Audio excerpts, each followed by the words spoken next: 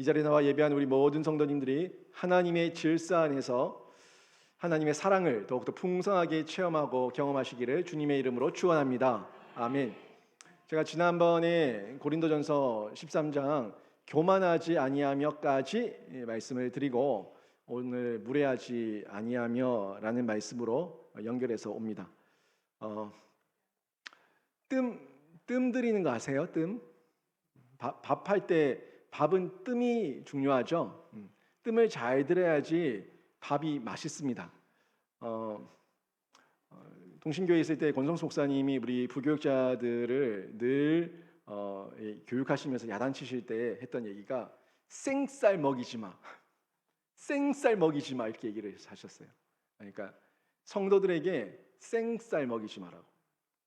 말씀을 묵상하고 말씀을 연구하면서 뜸을 들여가지고 그 뜸이 잘 들여진 따뜻한 밥, 씹기 좋은 밥을 성도들에게 제공해야지 니도 뭔 맛인지 모르고 성도한테는 씹으면 그냥 아득아득 씹히는 그런 생쌀을 먹여서 소화가 되겠냐고 이런 얘기를 여러 번 우리 교육자들에게 하신 적이 있습니다. 그 생쌀을 먹이지 말고 말씀을 뜸을 잘 들이라 그러는데 근데 밥솥이 여러 개 있으니까 뜸 들이기가 힘들더라고요. 밥솥 한 개만 잘 이렇게 뜸 들이면 좋겠는데 뭐 지난주는 정신이 없었어요. 금요기도 뭐 주일 수요 예배도 잠시 하고 또 고난 주간 것까지 막 준비해 놓으려고 하니까 이거 뭐 진짜 이 생쌀을 먹이는 거 아닌가라는 생각까지 막 들던데 생쌀이 아니고 또 저도 은혜를 받고 그 우리 성도님도 은혜를 받는 그런 말씀들이 계속해서 나왔으면 좋겠다라는 마음이 듭니다. 우리 안 그래도 저희 아내가 지난번 특별 저녁 기도회 할 때도 그 저녁 기도 하기 전에 제가 머리를 쥐어 뜯으면서 이제 말씀을 묵상하고 말씀을 정리하는데 매일같이 해야 되니까 매일같이 또 소주 수정할 게 있고 또 수정할 게 있고 또 정리해서 이 자막을 넘겨야 되고 하다 보니까 이 마음의 조바심도 있고 또 그러면서 그 저기 주일 예배를 또 준비해야 되고 하다 보니까 마음의 조바심이 늘 있는 거예요. 그래서 머리를 주워 뜯는데 저희 아내가 그런 마음이 들었대요. 저렇게 머리 주워 뜨면서 말씀을 준비해가지고 무슨 은혜가 되겠나 이런 생각이 들었다는 거예요. 그런데 강대상에 서가지고 제가 설교할 때는 제가 제일 수지 받았다 그러고 제가 제일 은혜 받았다고 얘기하고 막 그러니까 이게 어떻게 이런 얘기를 하더라고요. 그래서 제가 뭐라고 그랬게요? 당신이 그 말씀이 안 풀어지고 있다가 무릎을 탁 치면서 쫙 풀어지는 그 기쁨을 알아? 내가 그랬어요. 그러니까 이 적용거리를 찾고 이 말씀을 연결하면서 풀어가는데 참 안 풀어질 때에는 도대체 이 말을 어떻게 연결해서 전해야 될까 하는 그런 고민이 있어요. 그러다가 이 실타리가 탁 풀어져가지고 쭉쭉 이 풀어지는 그 기쁨을 맛보면은 그 맛본 사람만 압니다. 맛본 사람만 아는데 저한테 하나님께서 늘 기가 막히게 그렇게 쏟아 부어 주시는 그런 은혜가 있습니다. 가끔씩은 옛날 설교 좀 꺼내서 써볼까 하고 옛날 설교를 열어보면요 어찌 그리 촌스러운지 내가 이런 설교를 했단 말이야? 막 이런 마음이 드는 거예요. 막 닭살 오돌오돌 돋고 어떻게 이렇게 촌스러운 말씀을 전할 수가 있었어요. 그런 마음도 들고 솔직히 쓸 게 없다 이런 마음이 들 정도로 그렇더라고요. 결국에는 다시 준비해야 되고 옛날에 받았던 그 은혜가 아니라 그리고 읽어보면은 문장은 깔끔한데 뭐 이게 감흥이 안 오는 거예요. 감흥이. 그래서 결국에는 말씀을 다시 또 준비하게 되고 다시 다른 각도에서 보게 되는 이런 훈련을 저도 하고 있는데 여러분도 매일같이 보는 통독이고 말씀일 수 있지만 이 말씀이 보면 볼수록 오묘합니다. 보면 볼수록 오묘하고 또 나에게 관찰, 이해, 해석, 적용 이런 부분들을 해보는 훈련이 조금씩 되다 보면은 내가 깨닫지 못했던 영역들이 자꾸 확장되는 이 스펙트럼의 지경이 넓혀지는 걸 경험하게 됩니다. 지금 이 고린도전서 13장 같은 경우도 우리가 너무 흔히 잘 아는 말씀이죠. 사랑장 누가 모릅니까? 이 사랑장에 대한 노래도 있어요. 이 축가, 결혼식 때 축가 노래도 있고 한데 이 말의 의미들, 이 사도 바울이 이 사랑을 얘기할 때에 정말 거울을 보는 것 같이 희미하지 않고 얼굴과 얼굴을 대면해 보는 것처럼 그렇게 명확하게 보는 이런 느낌, 이런 느낌의 사랑이 하나님의 참된 사랑이 어떤 사랑인가 하는 부분을 지금 이 주옥 같은 메시지들을 통해 가지고 쭉 전달해 주고 있는데 제 이제 5절까지 왔습니다. 이 5절에 무례히 행하지 아니하며 하는 말씀을 볼 건데 이 무례히 행하지 아니하며가 13장 4절 앞부분에 나왔던 마지막 부분에 나왔던 교만하지 아니하며 이 교만하지 아니하며와 연결이 됩니다. 아주 밀접한 관련이 있어요. 아주 밀접한 관련이 있습니다. 교만하다는 거는요, 나를 더 사랑하는 거예요. 교만하다는 거는 나를 제일 사랑하는 거예요. 나를 제일 사랑할 때 교만해져요. 상대에 대한 배려가 전혀 없어요. 상대에 대한 이해가 전혀 없어요. 상대에 대한 존중이 전혀 없어요. 이게 교만한 거죠. 교만하다는 것은 결국에는 자신을 더 사랑하고 가장 사랑해서 하나님보다 더 사랑하는 거. 이게 교만한 거예요. 이 최고의 교만은 하나님보다 나를 더 사랑하는 거죠. 하나님보다 나를 더 사랑하니까 하나님에 대한 사랑이 전혀 없으니까 나밖에 모르니까 내가 법인 거예요. 자기 소견에 오른 대로 행하였더라. 말씀대로 행하는 것이 아니라 자기 소견에 오른 대로 행하는 거. 이게 교만이에요. 이 교만한데 이 교만함의 결과가 뭐로 나타나냐면 무례함이에요. 교만함의 결과가 무례함이에요. 이 교만한 건 내 마음이 교만한 거잖아요. 무례한 거는 행동이에요. 무례하게 행하는 거는 내 마음의 이 교만한 내적인 에너지가 아주 악한 에너지가 표현되는 거예요. 표현되면 무례해요. 이 무례할 때는 뭐 아나무인이죠. 아래 위도 없어요. 아래 위도 없고 그 어른도 없어요. 노인도 없어요. 부모도 없어요. 이게 무례한 거예요. 무례한 거. 자기가 지가 잘나서 혼자 큰 줄 알아요. 자기가 잘나서 여기까지 장성한 줄 알아요. 이 부모에 대한 존경심, 부모에 대한 사랑, 부모에 대한 어떤 이 공경에 대한 마음, 효도에 대한 마음이 전혀 없는 거. 이거 무례한 거예요. 무례한 거. 무례하다는 거는 결국 교만하다는 거예요. 잘 보세요. 여러분 삶을 이렇게 살아가시면서 저 사람 참 예의가 없다, 무례하다 하는 마음이 들 때는 그 사람 마음에는 교만함이 있어요. 그 교만함은 결국에 하나님보다 자기가 먼저 위에 되어 있는 사람들이 그렇게 교만하고 교만한 게 무례함으로 나타나게 되어 있습니다. 연결되어 있다는 거예요. 그러면 제가 이 무례가 교만과 연결된다고 했는데 이 무례의 어이가 뭔지 잠시 한번 점검을 하고 확인을 좀 시켜드릴 건데 이 어이는요 어이가 없네가 아니라 말의 뜻이에요. 말의 뜻과 의미를 어이라고 얘기하는데 이 성경이 사랑에 대해서 말하다가 갑자기 왜 예의 범절을 얘기하지? 라고 생각할 수 있는데 그렇지 않아요. 하지만 이 예의 범절에 대한 부분이 결국에는 이 무례함과 교만함과 사랑과 다 연결되어 있기 때문에 결국 이 예의 범절에 대한 어떤 무례에 대한 행동이죠. 행동에 대한 부분을 언급하고 있는 건데 한두 가지 예의 범죄를 지킨다는 그 의미를 더 넘어서서 넓은 의미에서의 이 범위를 얘기하고 있어요. 이 무례하다는 거는 어떤 정도인지를 생각할 수가 있는데 이 무례히 행하다 하는 이 단어, 무례히 행하다 하는 단어의 헬라어를 보게 되면은 어떤 단어가 나오냐면 아스케모네이라는 단어를 쓰고 있어요. 스케모네이에 아라고 하는 부정 접두어가 붙어서 아스케모네이라고 하는 단어를 쓰고 있는데 이 아스케모네이의 이 어원이 어디서부터 나왔냐면 스케마라고 하는 단어에서 나왔어요. 이 스케마는 로마서 13장 13절에 보면은 이 빛의 자녀들처럼 행하라 하는 내용을 얘기하면서 이 단정히 행할 것, 단정할 것을 얘기하고 있어요. 그러니까 단정히 행한다. 조곤하게 단정하게 세상 속에서 이 빛의 자녀들답게 단정히 행하는 것, 이걸 스케마라고 하는 단어를 쓰고 있는데 이 스케마가 그 영어 단어 스킴이라고 하는 단어의 어원이 돼요. 그러니까 헬라어에서 이 어원이 되는 영어 단어들, 파생된 단어들이 굉장히 많이 있는데 이 스킴이라고 하는 단어의 그 어원이 이 스케마에서 왔다는 거예요. 그러니까 그럼 영어 단어 이 스킴은 어떤 뜻을 가지고 있냐 하는 걸 좀 보면 좀 이해가 좀 빠르실 건데, 이 스킴은 어떤 뜻을 가지고 있냐면 형식, 계획, 제도, 틀, 예법, 형식, 뭐 방식, 뭐 이런 것들을 얘기하고 있어요. 그러니까 이 스킴이 스케마에서 왔다는 건 단정히 행한다는 얘기는, 단정히 행한다는 얘기는 이 어떤 그 형식과 제도와 틀과 예법, 계획, 방식 이런 것들 여러 가지들을 질서 있게 두루두루 질서 있게 갖추고 있다는 거예요. 단정히 행한다는 건 갖춰서 한다는 거예요. 그러니까 아나무인은 예법도 없고 도덕도 없고 계획도 없고 형식도 없고 아무것도 없어요. 지 맘대로 하는 거예요.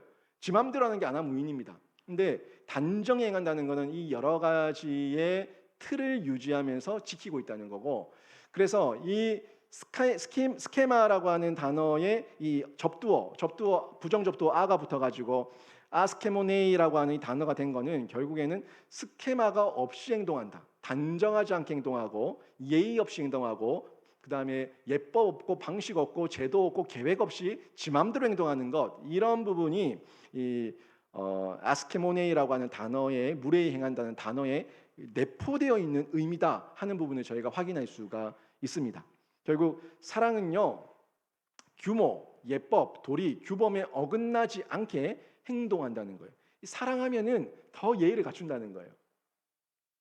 여러분, 남편을 사랑하십니까? 아내를 사랑하십니까? 자녀를 사랑하십니까? 사랑하면은 함부로 하는 게 아니에요. 근데 우리는 친한 것과 사랑이라고 하는 것, 이 부분에서 이 친하다, 사랑한다 하면 이 모든 프레임을 무너뜨려 버려요. 막 등짝 때려버리고 남편한테 막 손가락질 해버리고 막 이 딱이 날려버리고, 그거는 사랑 아닙니다. 그 사랑 아니에요. 사랑하면요 더 예의를 갖춰야 돼요. 더 넘지 말아야 될 선이 있어요. 예의와 범절, 이 모든 것들을 지키면서 해야 된다는 거죠. 이것을 통해 가지고 저희가 확인할 수 있는 것이 사랑이라고 하는 것은 그 질서가 있다는 거예요.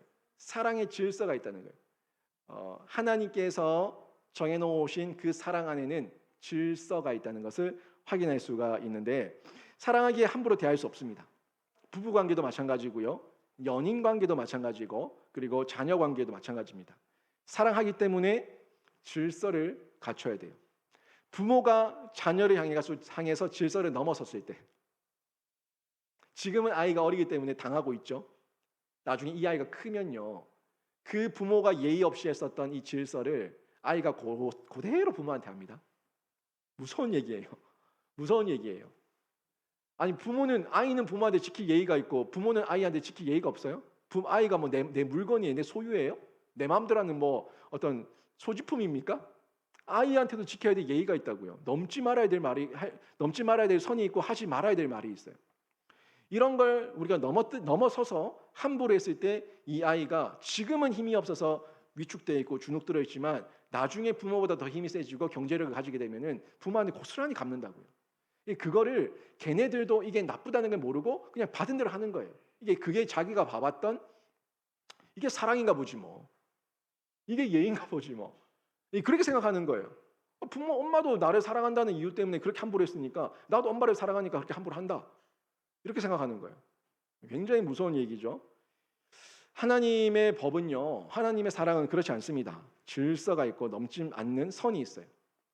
하나님의 질서, 하나님의 질서를 잘 보시게 되면 우리가 좀 확인할 수가 있는데, 사랑이라고 하는 건 모든 부분이 하나님께로부터 왔어요. 하나님으로부터 온 사랑이 아닌 사랑은 가짜 사랑이에요. 왜곡된 사랑이에요. 인간의 변질된 잘못된 감정이에요. 이걸 사랑이라고 하는 타령으로 이걸 포장하고 있는 거죠. 여러분, 그 세상 가요들 한번 보세요. 애들 부르는 노래, 사랑 타령 얼마나 많아요. 사랑. 사랑이 얼마나 많은데 그 사랑은 육체적이에요. 감정적이에요. 굉장히 동물적이에요. 그걸 사랑이라 얘기해요. 사랑 아닙니다. 하나님의 사랑은 분명히 질서가 있고, 하나님의 사랑은 아름다움의 본질입니다. 본질이 드러나는 거예요. 육체가 아니라 내면이에요. 본질이 드러나는 거예요. 아름다움은 늘 다른 대상들과 어울리는 복수성을 가지고 있어요. 나 혼자만이 아니라 함께 어울리는 화합과 조화라고 하는 이 아름다움을 가지게 됩니다. 여러분 모습이 거울을 봤을 때 아름답습니까? 여러분 모습을 거울에 봤을 때 아름답습니까? 어, 피타고라스가 피타고라스가 아름다움을 얘기할 때 미라고 아름다움을 얘기할 때 뭐라고 얘기했냐면 아름다움의 미는 조화와 비율이다 라고 얘기했어요. 조화와 비율이다. 여러분 한번 자세히 보십시오. 여러분 이마, 눈, 코, 입, 손가락, 발가락 하나하나 보면 다 아름다워요. 하나하나 보면 다 아름다운데 피타고라스의 얘기로 한다면 이 아름다운 이 지체들 하나하나가 비율과 조화가 좀 맞지 않을 때 아름답다 안 아름답다라고 내 스스로가 판단할 수 있겠죠. 그런데 하나님 앞에서 우리가 하나님의 형상으로 비춰지고 하나님의 아름다움으로 바라보면은 눈, 코, 입 하나하나가 다 아름답고 여러분은 하나님께서 가장 아름답게 만드신 걸작품이고 피조물인 줄로 믿습니다. 이 아름다움으로 보는 거예요. 이 아름다움은 우리 눈, 코, 입이 그렇게 조화롭게 복수성을 이루면서 하나가 되어 있는 것처럼 하나라고 하는 조화를 이루게 되어 있습니다.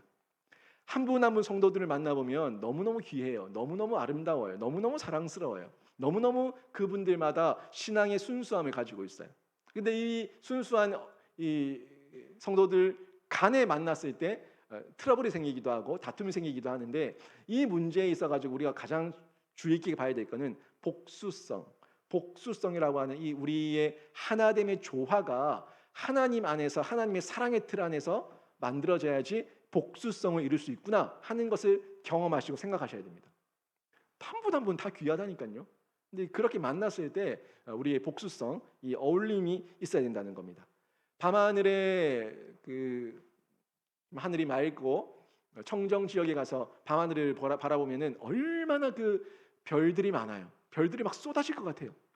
이 별들이 그렇게 많은데 서로 밝기가 다르고 이 행성들 간의 거리가 다르고 빛깔도 다르고 다 다른데 그 하늘에 쫙 펼쳐놓은 수놓은 그 별들을 보면은 너무너무 아름답게 보여요. 뭐 아무렇지도 않게 막 던져져 있는 그런 별처럼 그 별들처럼 보이지만 그 별들이 하나님의 아름다운 창조의 질서로 보니까 다 다른데 너무너무 아름답게 그 질서를 유지하면서 우주에 이 폭발이 일어나지 않고 각자의 위치에서 아름답게 빛나고 있어요. 이게 하나님께서 만드신 아름다움의 조화입니다. 우리 사람들도 마찬가지예요. 사람들도 각자의 자리에서 각자의 위치와 각자의 사명만 잘 지키고 있다면 트러블이 날 게 없어요. 뭐 남의 말에 남의 일에 입대지 않고 다른 교회에 입대지 않고 그냥 자기들 맡겨진 사명에 열심히 하면 돼요. 근데 자꾸 입을 대는 거예요. 저 교회는 어떻다 하더라. 저 집은 어떻다 하더라. 저 사람은 어떻다 하더라. 자꾸 입을 대니까 그 입된 것 때문에 오해가 생기고 트러블이 생기고 갈등이 생기는 거예요. 질서가 무너지는 거예요. 질서를 먼저 지키고 있어야 됩니다. 넘지 말아야 될 선은 넘으면 안 돼요. 그건 우리가 지켜야 될 질서입니다. 하나님의 질서예요. 그 범위를 우리가 바라보면서 생각을 해야 되는데 창조 세계에 묻어있는 아름다움의 질서 이런 부분들을 통해서 확인할 수가 있고요. 하나님의 경륜, 하나님의 이 우주 만물을 인도하시고 통치하시고 지도하시는 하나님의 경륜, 이 경륜 가운데 아름다움이 두 가지로 집약이 되는 걸 볼 수가 있습니다. 첫 번째가 방금 말씀드렸던 것처럼 자연에 대해서 자연을 통해 가지고 하나님의 아름다움이 드러나요. 그리고 두 번째가 인간에 대해 가지고 인간을 통해 가지고 하나님의 아름다움이 드러납니다. 잘 보시면 제가 방금 다 말씀드린 거지만 이 두 가지 하나님의 경륜의 아름다움의 표현들이 사람을 통해서 그리고 자연 만물을 통해서 드러나고 있는 것을 볼 수가 있습니다. 인간은요 위로 하나님을 알고 아래로 창조 세계를 다스리고 통치하면서 질서 가운데 어울려 살게 돼 있어요. 하나님과 교제하고 이웃과 소통하고 만물을 다스리면서 그렇게 교제하면서 어울려 살게 돼 있습니다. 혼자 못 살아요. 우리는 자연이 없으면 못 삽니다. 자연이 없으면 한숨만도 못 살아요. 먹지도 못해요. 아무것도 못해요. 자연이 있어야 돼요. 이 자연 만물을 하나님이 그 안에서 다스리면서 취하면서 살라고 보내셨어요. 사람도 마찬가지죠. 나 혼자 이 땅에 혼자 무인도에 남겨져 있으면 자연이 있으면 뭐 할 거예요? 아마 우울증 걸리고 식원증 걸려가지고 말도 다 잊어버리고 그냥 짐승처럼 살 겁니다. 사람은 사람과 사람이 모여 살아야지 사회성을 이루고 사람답게 살 수 있어요. 이게 다 하나님 만드신 조화입니다. 이런 부분들을 보게 되는데 하나님은요 이 모든 피조 세계를 결국에 하나로 묶기를 원하셨어요. 하나로 잘 묶어가지고 소통하고 연합하고 화합하면서 그렇게 조화롭게 살기를 원하셨는데 에덴 동산에서 그렇게 살고 있던 아담과 하와가 그렇게 잘 살면 될 거를 죄를 지어가지고 단절이 됐어요. 그 단절이 될 때 우리 창세기 보시면서 보셨지 않습니까? 먼저 하나님과 영혼의 단절이 일어났고 땅 만물이 우리를 거부해요. 우리는 가시덤불을 내요. 우리가 수고하고 애쓰고 노력해야지만 경작해야지만 소산물을 내요. 그러니까 이 땅도 우리로 하여금 단절된 거예요. 관계가 예전처럼 그렇게 순수하게 그냥 소산물을 주는 이런 좋은 관계가 아닌 거죠. 단절이 일어나게 된 겁니다. 하나님의 사랑을 잃어버리니까 인간 사이에도 어때요? 가족 간의 관계에서 고통이 발생하게 됐죠. 너무너무 사랑해서 결혼했는데 그 남편과 트러블이 생기고 아내와 트러블이 생기고 너무너무 사랑했고 너무너무 내 작은 반쪽이라고 얘기할 수 있는 그 자녀를 낳았는데 그 자녀들이 속을 썩이고 참 기가 막히는 일을 당하게 되죠. 이런 세상 속에 우리가 신음하고 고통 중에 있을 때 예수님께서 성육신하십니다. 예수 그리스도께서 성육신하셔서 가족이 되기 싫어하고 가족이 될 수 없는 가족이 되기 싫어하고 가족이 될 수 없는 단절 그 단절 속에 있는 우리들을 다시금 하나님 나라의 공동체 하나님 나라의 가족으로 묶어주기 위해 가지고 이 땅에 오십니다. 그리고 십자가를 지시고 모든 것들을 해결해 주셨죠. 죄의 문제, 단절된 모든 문제를 해결해 주셨어요. 그래서 이 구원은요 개별자, 나밖에 없다, 나밖에 모른다 라고 얘기하는 우리 인간을 하나님 안에서 공동체라고 하는 일부분의 하나로 새롭게 변화시켜 주신 놀라운 사건을 베풀어 주신 겁니다. 이게 십자가 사건인 거예요. 교회는요 이런 맥락에서 인류를 가족으로 만든 모판의 역할을 하고 있고 가정의 역할을 감당하고 있어요. 왜요? 교회에서 계속해서 끊임없이 말씀을 선포하고 말씀을 통해서 양육, 교육, 훈련을 제공하고 기도의 장, 예배의 장, 말씀의 장, 이 선교의 장, 구제의 장, 전도의 장을 계속 열면서 그렇구나. 나 혼자 살 수 없구나. 우리 하나님이라고 하는 이 하나님의 은혜의 공동체 아래서 우리가 살아갈 수 있구나 하는 것을 배우게 되는 거예요. 이 질서죠, 질서. 하나님 나라의 질서가 교회를 통해 가지고 이렇게 흘러가고 있고 교회 안에서 성도와 성도가 만나고 또 하나님 말씀을 들으면서 질서 있게 양육을 받고 이런 부분들을 배우게 되는 겁니다. 모판, 가정의 역할 이런 역할을 교회가 하고 있는 거죠. 그 가운데 하나님의 사랑을 우리가 경험하게 되는데 우리 신자를 향한 하나님의 사랑은요 예수 그리스도와 십자가 그리고 자연 만물을 통해 가지고 이미 주어졌습니다. 하나님의 사랑, 예수 그리스도, 십자가, 자연 만물 이 모든 걸 통해 가지고 주어졌어요. 이제 우리가 반응해야 될 차례인데 하나님의 사랑에 대한 신자의 반응은요 첫 번째가 회심으로 나타나요. 아 그렇구나. 하나님께서 예수님과 십자가와 자연 만물을 통해 가지고 나를 이만큼 사랑하셨구나 하는 것을 깨닫게 되면은 돌이키는데 이 돌이키는 게 회심을 통해서 나타난다고요. 다시 중생하는 게 회심을 통해서 나타난다고요. 회심, 마음의 돌이킴. 이 회심은 사랑의 질서와 관련지어서 보면은 신적인 질서로의 돌아섬입니다. 인간적인 질서로 내 마음대로 살던 내 소견에 오른 대로 살던 그런 행동을 다 버리고 신적인 질서, 하나님의 질서로 돌아가는 것, 돌아서서 가는 것, 완전히 이 방향을 바꿔가지고 하나님께로 가는 이런 모습으로 나타나는 거죠. 우주의 중심이자 판단자라고 생각했던 자기를 버리고 하나님의 질서를 이탈한 것에 대해 가지고 후회하고 회개하게 됩니다. 지금은 세상적으로 손해를 입더라도 그렇지 내가 지금은 세상적으로 손해를 입더라도 그래도 하나님의 뜻을 따라야 되고 하나님의 질서 안에 있어야 되고 하나님께서 기뻐하신 대로 살아가야 돼라고 하는 이 믿음의 결단을 하는 거예요. 이게 믿음이 있을 때 결단이 되는 거예요. 이 결단이 그냥 되는 게 아니라 믿음이 있을 때 결단이 되는 거예요. 이 믿음의 결단이죠. 믿음의 결단이에요. 회심하고 돌이키고 믿음을 가지고 결단하는 거예요. 돌아서 버리는 거. 뒤돌아가지 않으리. 맹세하는 것. 그런 질서 안에서 많은 사람들이 이제 복을 받게 되죠. 복을 받게 되고 자신이 드리는 이 헌신을 통해서 하나님께 순종하고 교회 공동체를 섬기고 이웃들에게 내가 받은 복을 또 흘려보내는 이런 모습으로, 아름다운 조화의 모습으로 나타나게 되는 겁니다. 이 사랑을 받은 대로 흘러가는 거예요. 받은 대로 흘러가는 거예요. 하나님의 사랑이에요. 그래서 날마다 그리스도 십자가 이생을 생각하면서 세상의 유혹에서 신적인 질서로 돌아가려고 하는 몸부림이 계속해서 일어나게 되는데 그게 자기 깨어짐입니다.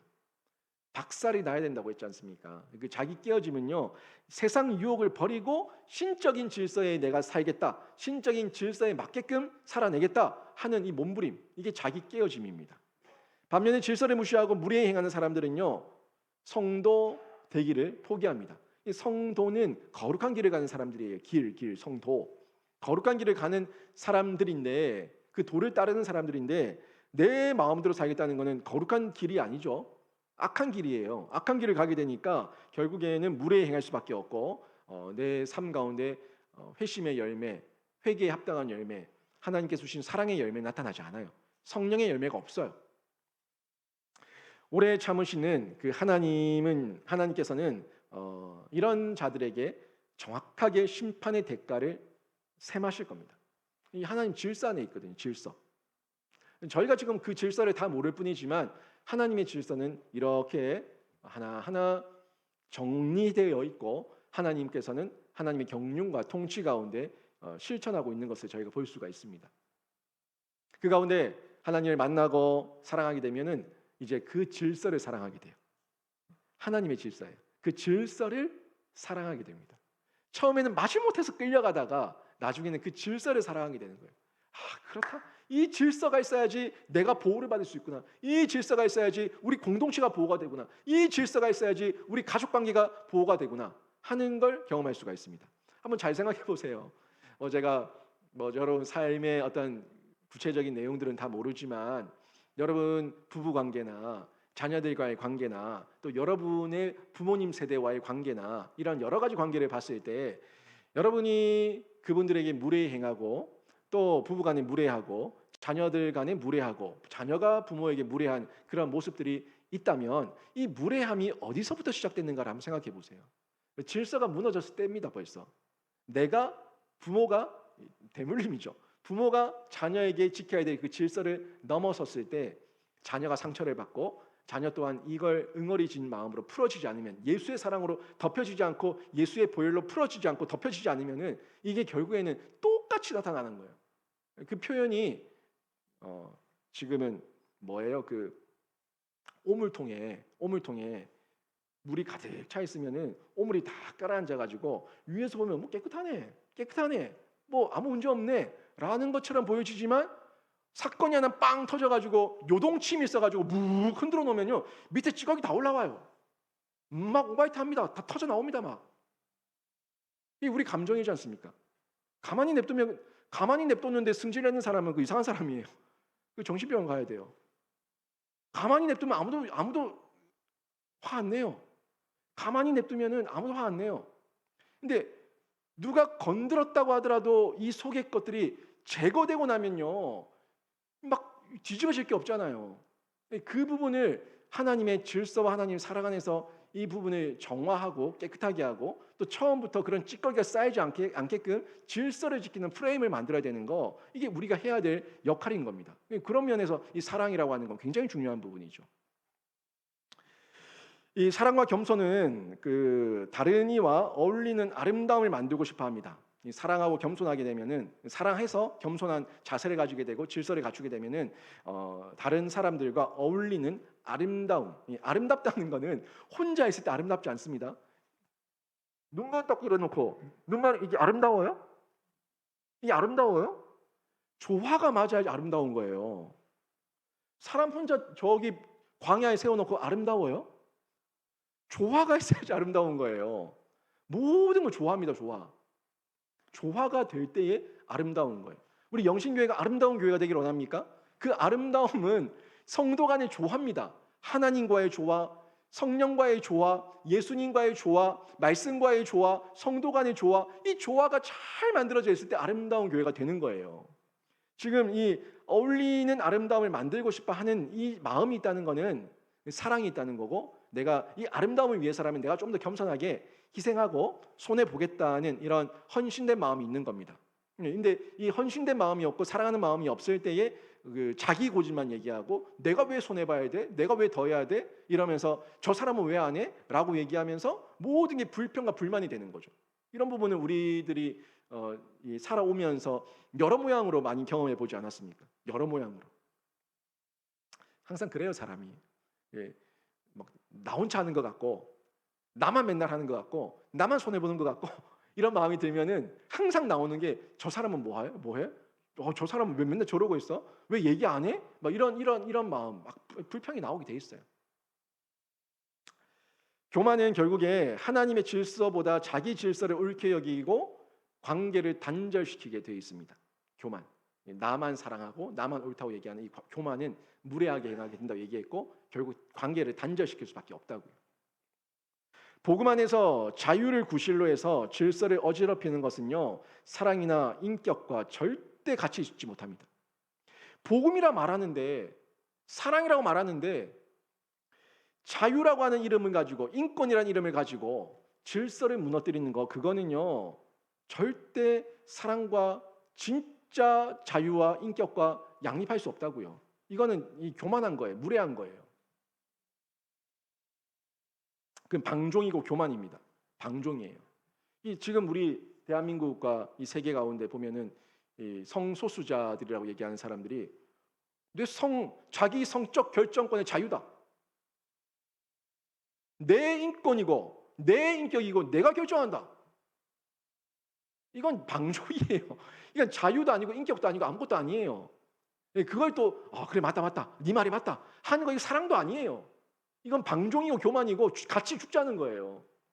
질서가 있는데 그 질서를 지키면서 얘기를 해야 될 거 아니에요.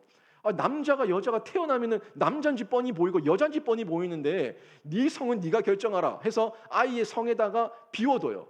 왜 비워뒀냐 얘기하면은 아이가 커서 자기 성을 자기가 결정할 거다라고 얘기해요. 이 무슨 말도 안 되는 소리입니까? 진짜 헛소리고 미친 소리예요. 이런 부분들이 방종이고 교만이고, 다 자기가 옳다고 생각, 하나님의 질서를 앞서 있는 잘못된 모습들이죠. 참된 사랑은요, 질서를 즐거워합니다. 하나님이 주신 모든 것들에 대해 가지고 사랑과 하나님 주신 사랑과 다르지 않게 행동하고 그 질서를 즐거워하게 되어 있습니다. 하나님을 진심으로 사랑하는 사람들은요, 하나님이 우리의 영혼과 마음과 가정과 교회 그리고 세계에 세우실 질서를 함께 사랑하게 되어 있어요. 참된 사랑이죠.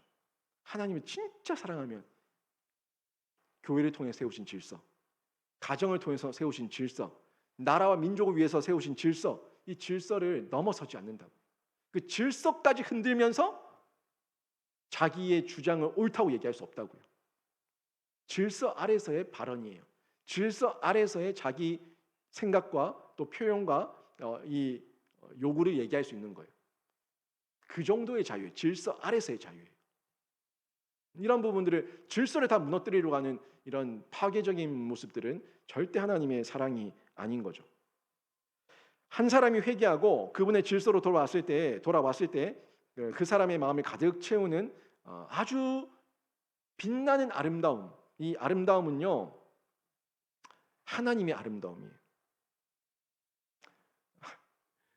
회심하고 기도 깊이 하고 나서 세상에 딱 나갔는데 하늘이 너무 아름다워 본 적 있습니까? 구름이 아름답고 지저귀는 새소리들이 너무너무 아름답게 들리고 피어있는 들꽃들도 너무 아름답게 보이고, 그런 아름다움, 예전에 생각하지 못했고 예전에 봤을 때는 아무런 감흥이 없었는데, 오늘따라 기도하고 왔더니 또 말씀을 보고 깨닫고 왔더니 오늘따라 하나님께서 은혜를 주셔가지고 이 자연 만물이 아름답게 보이는 이런 모습. 또 집에 들어갔더니 그 밉던 남편이 아름답게 보이고, 밉던 아내가 아름답게 보이고, 정말 꼴도 보기 싫은 자녀들이 너무너무 사랑스럽게 보이는 이런 마음, 이런 마음들 잠시였겠지만 한번 생각해 해보시고도 느껴보신 적 있지 않습니까? 이걸 계속 유지하면서 살아가는 게 이게 하나님 안에서의 은혜고 복인데, 이 모든 아름다움은요 내가 만들어낸 아름다움이 아니라 내 마음의 내 생각의 긍정 때문에 만들어진 게 아니라 하나님께서 주신 아름다움이에요. 하나님께서 그렇게 원래 만들어 놓으신 자연, 원래 만들어 놓으신 남편과 아내와 자녀들의 그 아름다움을 실제 본면을 보니까 아름답게 보이고 귀하게 보이는 거예요. 성경은요 어디에도 이 아름다움에 대해 가지고 우리의 아름다움, 자신의 아름다움을 보고 즐거워하라고 얘기한 적 없습니다. 하나님의 아름다움을 보고 하나님의 질서를 보고 즐거워하고 기뻐하고 영광 돌리라 얘기합니다. 모든 사랑과 모든 아름다움의 근원과 본질은 하나님께 있기 때문에 그런 거예요. 요한일서 2장 15절 말씀 한 절 한번 볼까요? 요한일서 2장 15절 말씀 한 절만 우리 함께 봉독해 보겠습니다. 시작. 이 세상이나 세상에 있는 것들을 사랑하지 말라. 누구든지 세상을 사랑하면 아버지의 사랑이 그 안에 있지 아니하니. 아멘. 세상을 사랑하지 마세요. 그 세상의 사랑 타령은요 다 육체적입니다. 감각적입니다. 감정적입니다. 선정과 선동이에요. 여러분, 감수성이 예민한 청소년 때에 아이들이 얼마나 예민해요. 또 얼마나 또 이게 사랑이라고 착각을 많이 해요. 그 사랑에 대해서 아직 다 체험하지 못했고 경험하지 못했기 때문에 미숙함에서 나오는 부분인데, 우리가 이 신앙적으로 다 자라지 못했을 때, 성숙하지 못했을 때 순간순간 세상의 모습과 육신의 정욕, 안목의 정욕, 이생의 자랑 때문에 그 눈에 보이는 것들, 감각적인 것들 때문에 사랑이라고 착각하고 거기에 빠져들 때가 있는데 항상 후회하고 돌아와요. 항상 후회하고 돌아와요. 죽기 직전이라도 후회하고 돌아와요. 다 쓸데없다고 얘기해요. 솔로몬이 헛되고 헛되니 모든 것이 헛되도다 라고 얘기했던 거, 여자도 필요 없고 부귀 영화도 필요 없고 금은 보화도 필요 없고 하나님 말씀 안에 있을 때 이 모든 최고의 은혜와 지혜가 있다는 걸 경험하게 되지 않습니까? 그래서 솔로몬이 한창 사랑에 빠져 있을 때 아가서를 썼어요. 한창 사랑에 빠져 있을 때 아가서를 쓰고, 한참 지혜로울 때 잠언서를 쓰고, 세상 노년 끝에 헛되니 모든 것이 헛되도다 하면서 깨달았을 때 전도서를 썼어요. 살아보면서 우리가 허망하고 허무할 때 내 인간의 마음으로 자녀를 열심히 키웠을 때 얼마나 허무한지 모릅니다. 그러니까 등짝 때리면서 내가 일하려고 니를 키웠나? 내가 니를 어떻게 키웠는데? 하면서 등짝 때리는 거예요. 하나님의 사랑으로, 하나님의 아름다움으로 남편을 사랑하고 아내를 사랑하고 자녀를 사랑하시기를 바랍니다. 그 사랑이 흘러가면요 무례하지 않습니다. 무례하지 않습니다. 혹시 지금 뜨끔뜨끔하신 분들 계시죠? 남편에게 무례하게 하고 아내에게 무례하게 하셨던 분, 또 자녀들에게 무례하게 하셨던 분들은 이 무례하게 행하지 않는 것이 어떤 건지 오늘 이 말씀을 통해서 깊이 한번 고민해 보시고 생각해 보시고 적용해 보시기를 바랍니다. 여러분, 하나님의 질서에 대한 사랑이 없이 다른 복음, 다른 질서를 고집하는 것은요 악한 겁니다. 반대로 십자가 사랑 때문에 자기의 교만을 접고 믿음의 싸움을 계속해서 하는 사람들의 삶은요 하나님 앞에서 기억될 모습이에요. 기억될 모습이에요. 사랑은 아무렇게나 행하지 않습니다. 질서를 사랑하고 질서 안에서 타인을 세워주고 지금 있는 자리에서 내가 어떻게 행할 것인지 분별하면서 반듯하게 행하게 되는 거예요. 무례히 행하지 않습니다. 내가 말하는 질서가 하나님의 아름다움에 맞는 것인지 한번 돌아보시고, 내가 생각하고 있는 질서가 하나님의 질서에 맞는지 한번 돌아보시고, 내가 지금까지 행동했던 이 행동들이 무례한 표현은 아니었는지 한 번 더 돌아보시면서 무례하지 않는 사랑의 실천을 여러분이 실제적으로 삶의 모습에서 표현하시고 드러내시기를 주님의 이름으로 축원합니다. 오늘 말씀 정리하면 사랑하기 때문에 질서를 지키는 관계를 반듯하게 세우십시오. 사랑하기 때문에 하나님의 질서, 하나님의 질서를 지키는 그 관계, 하나님 안에서의 질서의 관계를 반듯하게 세우시고 말씀으로 하나님의 질서를 실천해 보시고요. 하나님의 질서로 하나됨을 누려보시기를 바랍니다. 하나님의 질서 아래에 있을 때 하나됨을 누릴 수가 있어요. 지금 당장 우리가 살아왔던 여러 가지 삶의 흔적들이 너무 많아서 지금 당장은 안 된다고 해도 여러분이 순간순간 조금씩 실천해 나가는 중에 십자가의 능력이 드러나고 하나님의 나라가 확장되고 여러분의 가정도, 여러분의 있는 모든 가족 공동체도, 우리 교회도 하나님의 나라로 계속해서 확장되고 지경이 넓혀지는 귀하고 아름다움의 그 나라가 될 줄로 믿습니다. 이 믿음 가지시고 이번 한 주도 승리하며 살아내시는 귀한 성도 되시기를 주님의 이름으로 축원합니다. 아멘.